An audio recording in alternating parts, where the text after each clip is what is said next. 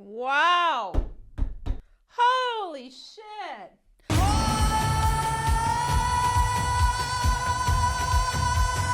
I have to say, like, definitely one of my top 4 vocalists of the entire competition. Kia ora and welcome. My name's Zoe Stevie and I'm your vocal coach for today. And we are going to be taking a look at Dania Zizka. I'm so sorry, Dania. I hope that I said that your name right. With CROSSROADS from Czechia in Eurovision Grand Final. We're going to be taking a look at what's he able to do with his vocal technique, how is creating these sounds, and how can you create them. And I have to say, Dania, this was one of the most standout vocal performances of the entire Eurovision. These vocals are just flawless, and I'm so excited to look at them with you today. We've got so much to learn from Dania, so let's just get straight to it.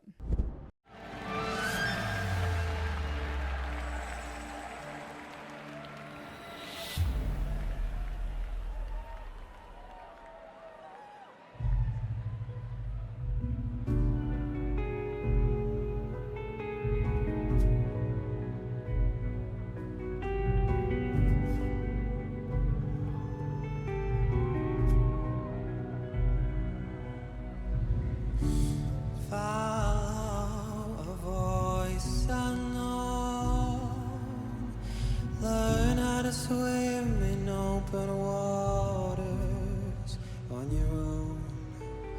A jar won't reach the ocean floor, where foreign fields and tangled strings unfold. Holy crap. How could you just not love him in this moment? This is beautiful. Wow. Such a lovely melody as well. So we've got actually, you could call this a mixed vocal quality because we do have quite a thick vocal fold closure. We've got a lot of vibrato coming into the sound. And when he's going higher in the range, he's allowing those vocal folds to thin. So let's just have a little look at that. We'll stop maybe at a couple of places.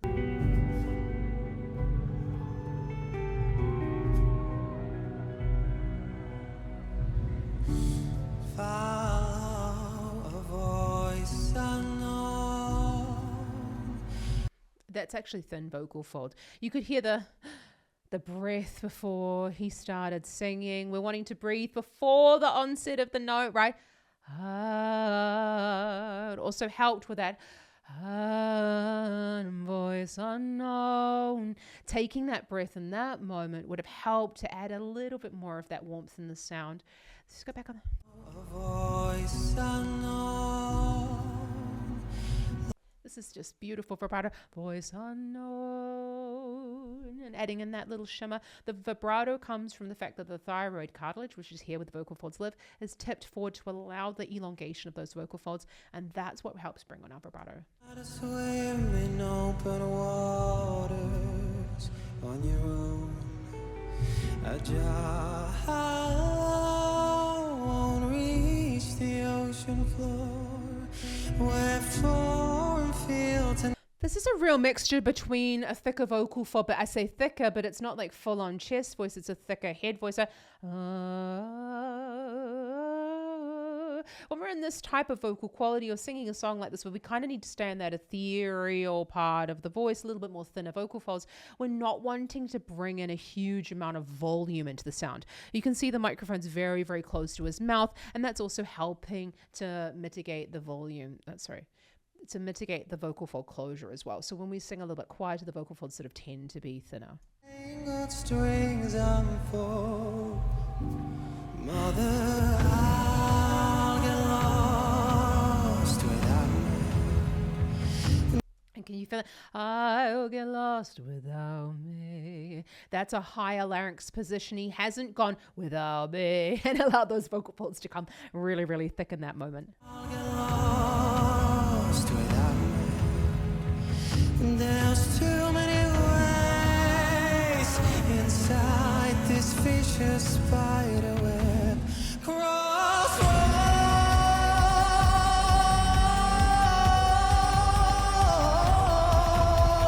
patterns and exceptions in a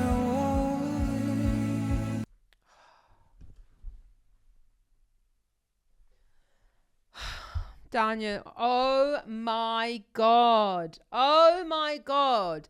Definitely one of the best vocalists of this entire competition. Wow. Listen to that voice. He's going to do big things. I totally feel it.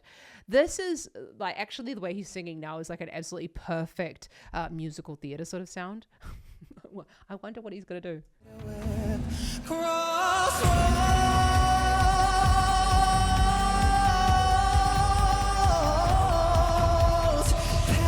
The only way that we can get there, he's got a faster voice than I do. Shut up, Zoe.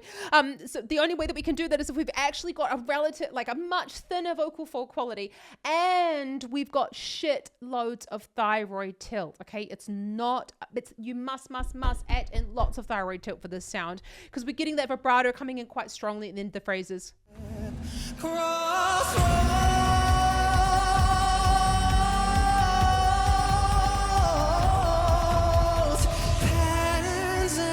Exceptions in a way.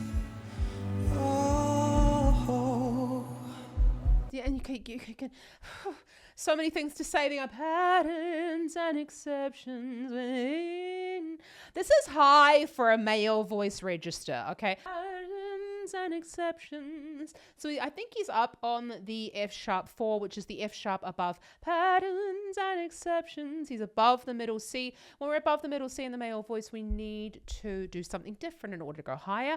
So this is definitely thinner vocal folds. And this is the tricky part when you start getting into a louder, thinner vocal fold further up the range. We're thickening the vocal folds, but we're not in chest voice. Oh, I'm amazed how well we get on well and trade our pain for a metal frame. Oh, I gotta find what's out there, mother. I'll get lost without a map.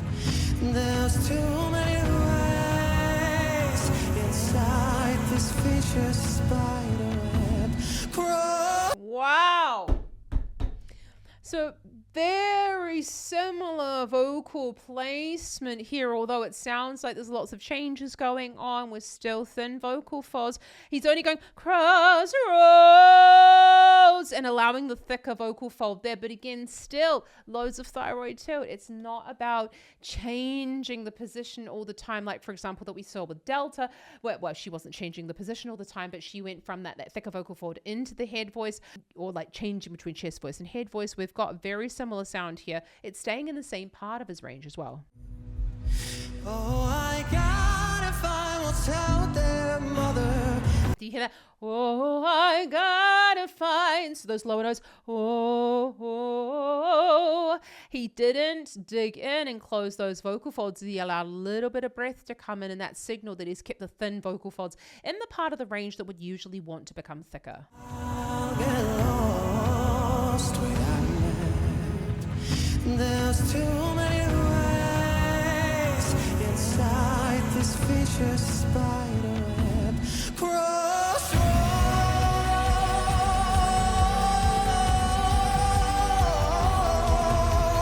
patterns and exceptions in a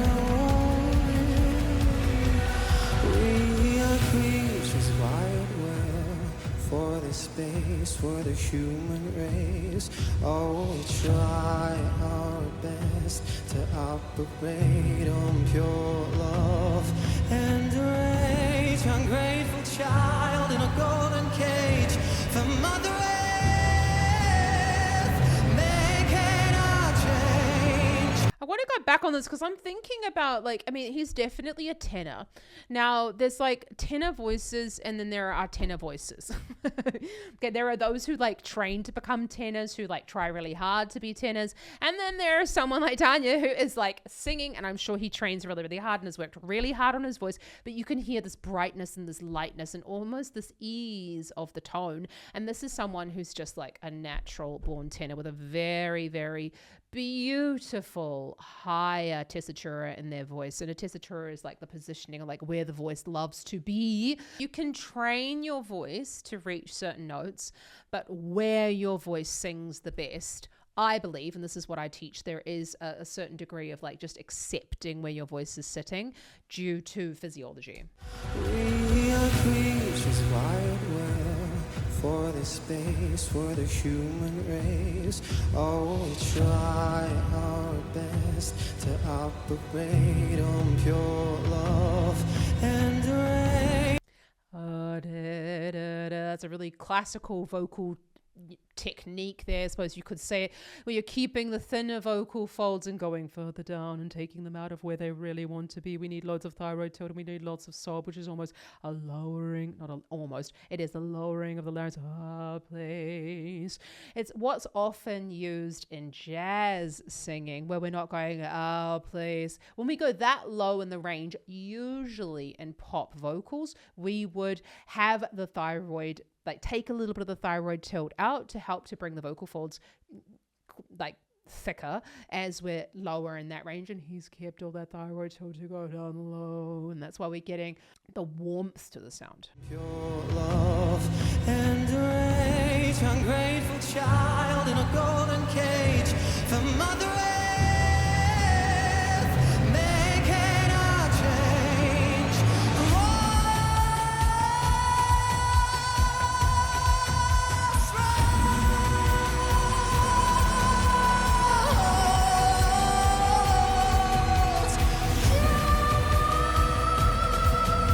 Holy shit.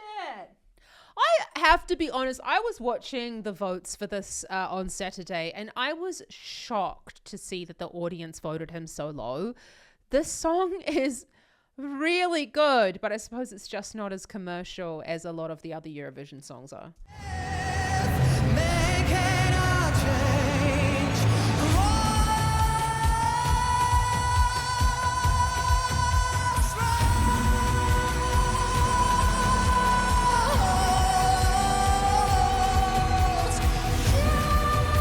Wow. So did you hear that timbre change there? Because that's really where the belt started to kick in. Because when he's here further forward, you don't quite hear that like straightness of the tone, but also there's like a certain brilliance. Let's just watch the again. You'll hear it. Ungrateful child in a golden cage. The mother earth making a change. Can you hear the I mean, a lot of people would call this mixed voice, okay? But I just don't like the term mixed voice because, like, mixed what? That's really when we take that louder vocal quality into the thinner vocal fold, and we're not belting and we're not in a full chest voice. There's too much warmth to the sound. May not change. This is sort of like This is often what's used in classical crossover singing for female vocalists, and this is often what's used in male musical theatre tenor roles.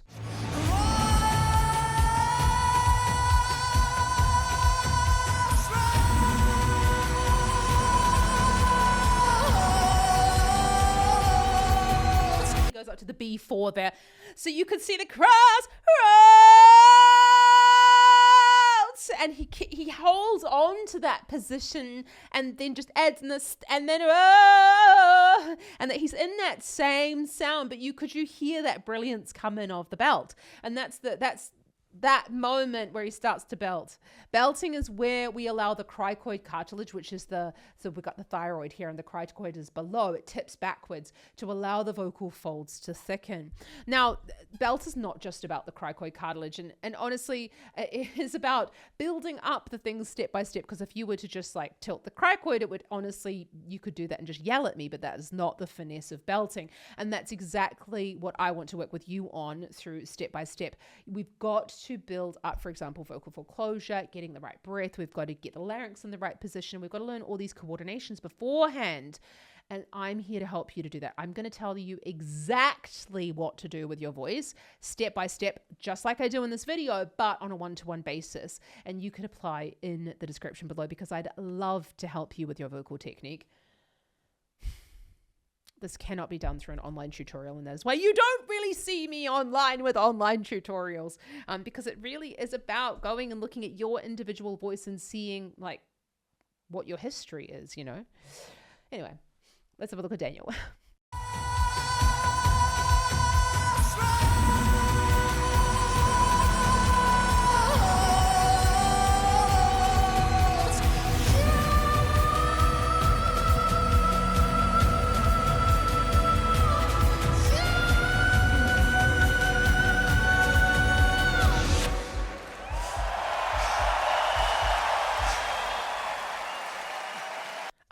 Okay, so that was actually the end of it. Oh, okay.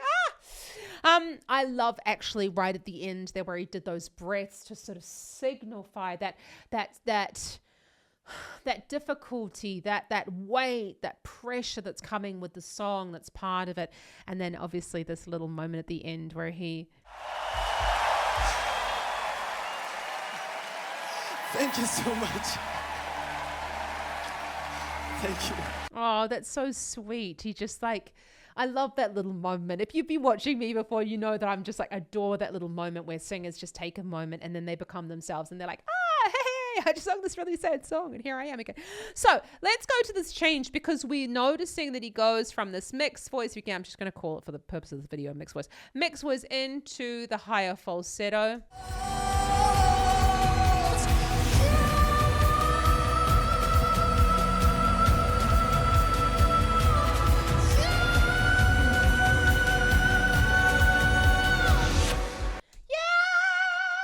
Obviously, look, for my voice, female, F5 is not high. So, but for male voices, did you hear that plane change? We sort of almost heard like a hooty quality coming. Yeah!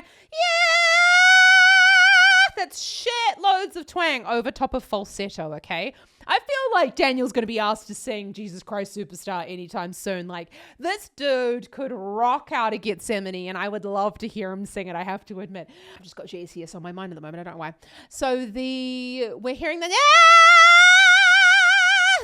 loads and loads of twang, which is where we are closing the area, or we're tightening the area above the larynx in order to allow the sound to kind of like spin around. But the falsetto is when the vocal folds actually go stiff. Let's just listen to that. You're going to hear like a hooty quality.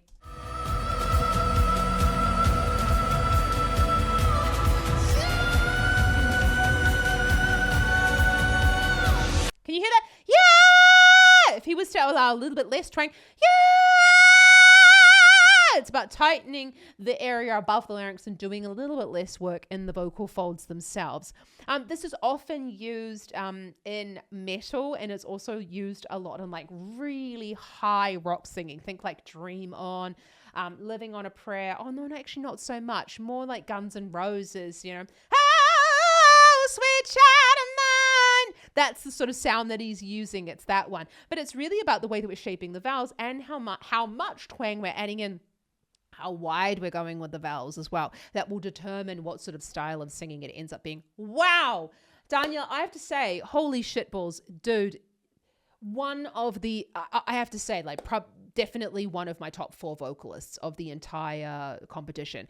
I have to say, absolutely everybody in this competition were not like, not everybody actually, but a lot of this, there were a good amount of not so great singing, but that wasn't the point of some of the songs, right? But for the professional vocalists who want to be vocalists and be good vocalists, and that's the point of why they're there, definitely one of the top standout vocalists of the entire evening. We didn't hear any vocal fatigue. We're seeing absolute presence, stillness.